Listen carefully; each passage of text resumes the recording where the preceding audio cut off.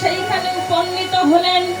আর শ্রীরামচন্দ্র দেখে সীতাকে তখন সে ভাবলেন যে প্রজারা তো তারা মন্দ বলে নাই, সীতা এতদিন পর্যন্ত লঙ্কা রাবণের কাছে ছিল, আজ সীতা রাবণকে ভুলতে পারে নাই, সেই জন্য সে রাবণের ছবি অঙ্কন করে তার উপর শুয়ে আছে।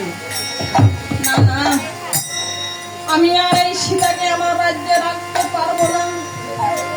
আর এদিকে কি কার্য করলেন?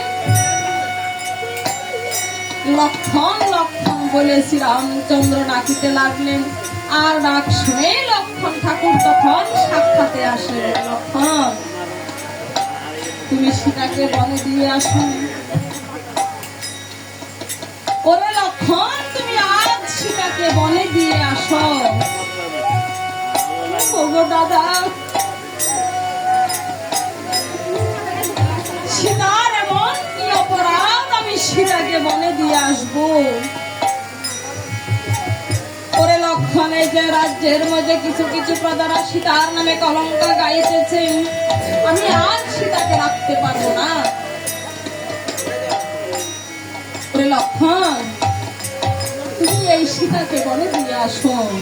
দাদা, আপনি একবার আমাকে বলুন কে এই লক্ষ্মীর নামে কলঙ্ক গাইতেছে, আমি তার একবারে জিভ কেটে ফেলবো। লক্ষণ, তুই কয়জনের জিভ কাটবি আর কয়জনের মুক্তি বন্ধ করবি? দাদা গো, ও গো দাদা, বলি তোমার কাছে, এই সীতার মতো সতী কি আর কেবা আছে? আপনি সীতাকে অযথা অসতী বলে সীতাকে রাজ্য ত্যাগ করিতেছেন।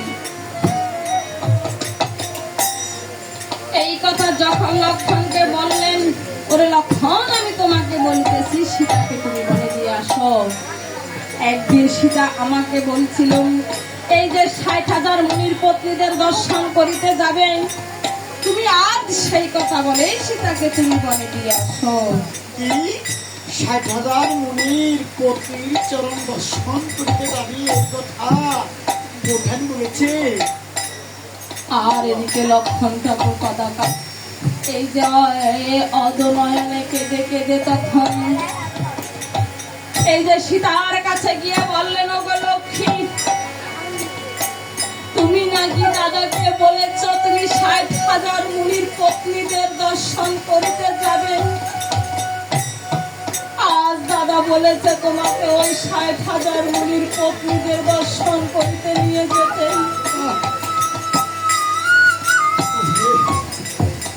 ওগো লক্ষ্মী, তুমি আজ আমার সাথে চলো, তুমি ওই 60,000 মুনির পত্নীদের দর্শন করিতে যাবে। মা তো বুঝলো না, মাকে যে জনমের মতো নিয়ে যাচ্ছে লক্ষণ। মা তখন কি কার্য করলেন?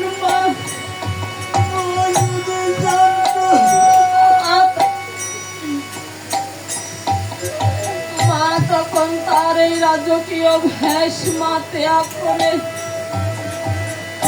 মা তার কাঙ্গাল বেশ ধারণ করলেন। আর এদিকে শ্রীরামচন্দ্রকে প্রণাম করলেন, শাশুড়ি মাকে প্রণাম করলেন। শ্রীরামচন্দ্র যখন সীতা দেবী শ্রীরামচন্দ্রকে প্রণাম করলেন, আর এই যে সীতা দেবীর দিকে তাকিয়ে শ্রীরামচন্দ্র ঝড় নয়নে তখন কাঁদিতে লাগলেন। আমি বুঝি সীতাকে জনমের মতো বিদায় দিতে, আমি বুঝি সীতাকে জনমের মতো বিদায় দিয়ে দিলাম। আর এদিকে সুমন্ত সারথী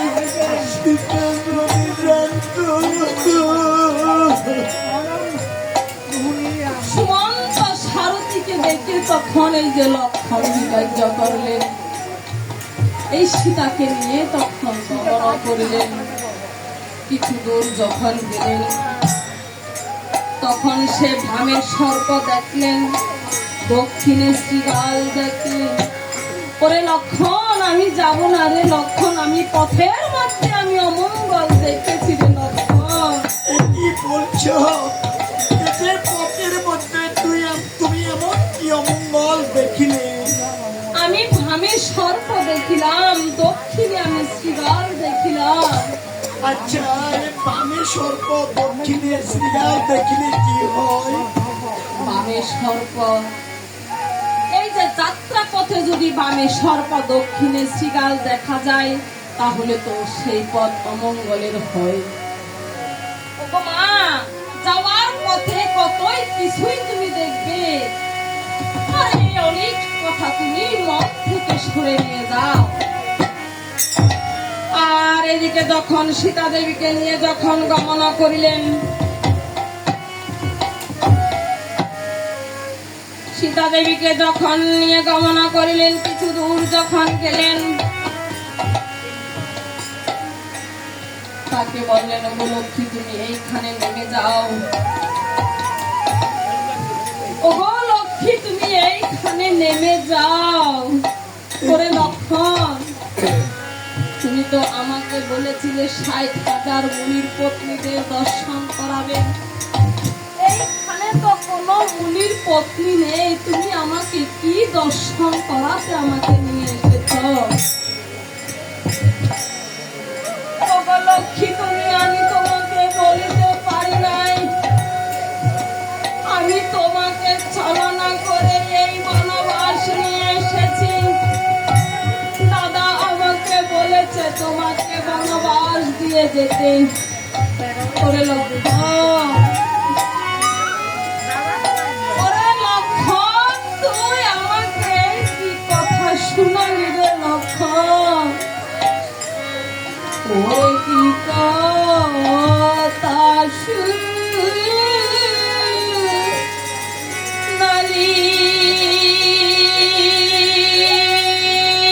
লক্ষণ?